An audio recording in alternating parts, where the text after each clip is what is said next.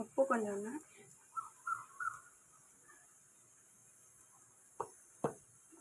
Mix பண்ணிவிட்டு கொஞ்சம் கொஞ்சமாக தண்ணி தெளித்து மிக்ஸ் பண்ணணும்.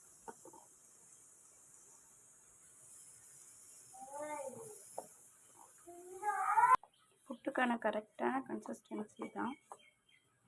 தண்ணி தெளிச்சு பாருங்க. இப்படி செஞ்சிங்கன்னா இப்படி வருதா, அப்படியே உதுத்து விட்டாலும் அப்படியே உதிர்ந்துடும்.